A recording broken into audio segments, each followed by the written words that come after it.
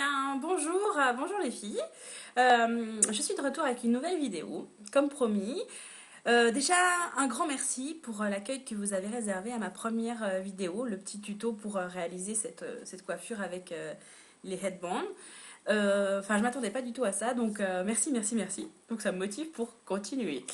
Alors, aujourd'hui, en fait, c'est une petite astuce pour les bracelets. Donc, quand on a les poignets un peu forts, un peu ronds comme les miens, c'est pas forcément évident de trouver bracelet à son poignet, comme on peut dire. Donc, moi, j'ai une petite astuce que j'ai appris lors de shooting. Forcément, on nous présente des accessoires qui sont peut-être pas pensés justement pour les mollets, les poignets un peu plus forts. Donc, une fois, un styliste photo m'a donné une super idée. Donc, vous prenez un foulard. Désolée pour le Dolce Gabbana, mais c'est parce qu'en fait, c'est un petit format. Il faut vraiment choisir les petits formats de foulard. Donc, vous l'appliquez sur votre main, comme ça. Et ensuite, hop, vous faites un petit tour de magie. Ça glisse vraiment tout seul. Et on retire le foulard.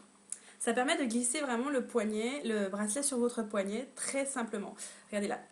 Je galère un peu pour l'enlever, pour le mettre un petit peu aussi. Et franchement, avec le foulard, hop, là, encore une fois, ça glisse vraiment tout seul. Il faut un foulard assez soyeux qui glisse bien. Pas les choses un peu trop épaisses, parce que forcément, ça rajoute de l'épaisseur à votre poignet. Enlevez les bagues avant de continuer, etc. Donc, hop, j'enlève de nouveau celui-là. Je vous fais la démonstration avec un autre bracelet qui est creux. Donc là aussi, pas forcément facile. Je pense surtout à l'été, quand on a un peu les mains moites, et puis on gonfle un petit peu forcément. Donc c'est vraiment pas très évident. Donc hop, encore une fois. Tour de magie, démonstration incroyable, formidable. Apparition du bracelet sur votre poignet. Donc voilà, ainsi de suite. Ça aussi, ça c'est un petit bracelet que j'ai acheté sur les marchés, que je trouve vraiment super mignon, mais qui est vraiment trop juste. Donc, et je pense que ça va vraiment, vraiment bien vous aider. Enfin, moi, ça m'a sidéré. Je me dis, mais tiens, mais ça aide quoi. Ça aide vraiment. Au lieu de s'enduire de crème, il y en a qui s'enduisent de crème les poignets. Donc, c'est vraiment pas facile. Pareil, quand on les enlève, hop, vous voyez, on peut enlever son bracelet facilement. Donc voilà, ça c'est une petite astuce que j'emploie quasiment tous les jours pour les bracelets qui sont un petit peu justes, parce que je suis entre deux largeurs. Les bracelets pour les grands tours de poignet qu'on peut trouver par exemple en Angleterre ou aux États-Unis, pour moi c'est trop grand, et les bracelets taille standard passent mais tout juste, et l'été j'ai un peu plus de difficultés. Ensuite, j'ai une autre astuce un peu dans le même style que j'ai aussi appris lors d'un shooting pour enfiler les low boots, comme ça. Vous voyez, pas de fermeture éclair. Il faut avoir un petit peu de chance pour pouvoir les enfiler. Donc là, j'ai une astuce assez simple. C'est un peu la même idée. Vous prenez vos vieux sacs plastiques. Vous faites un tout petit trou au bout. Tout petit trou au bout. Et là, bon, je vais pouvoir vous faire la démonstration parce que je ne suis pas super souple pour mettre mon pied sur la table. En fait, l'idée c'est que vous mettez le sac plastique autour du pied, comme ça, et vous enfilez votre chaussure, votre low boots.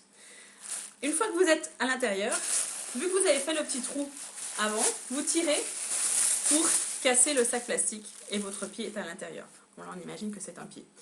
Et voilà, donc du coup, en fait, là aussi, ça aide à glisser le pied à l'intérieur de la bottine lorsqu'on est un petit peu juste, quand on a le mollet ou le pied un peu plus fort.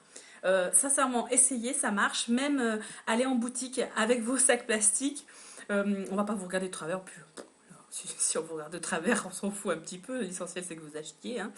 Donc, essayez. Moi, ça m'a vraiment, vraiment bien aidé. Au bout d'un moment, forcément, après la bottine s'assouplit un petit peu, on rentrera mieux notre pied sans forcément utiliser chaque fois un petit sac plastique. Et vous pouvez réutiliser après, même casser. Il suffit d'emballer votre pied dedans et vous retirez. Voilà. Moi, je trouve que c'est vraiment une bonne astuce. J'espère qu'elle vous aidera. J'espère que voilà, ça va vous donner peut-être une espérance de pouvoir enfin rentrer vos pieds dans des bottines. Moi, en tout cas, ça m'a vraiment bien aidé.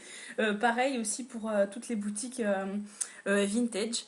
On trouve plein de bottines qui ont déjà été un peu assouplies, donc c'est pas mal. Et toujours avoir son petit sac plastique, où en général, les commerçants ont des sacs plastiques. Donc voilà, vous leur demandez ça et hop, vous glissez votre pied dedans. Voilà, c'était la petite vidéo du jour. Viens, c'est facile, numéro 2.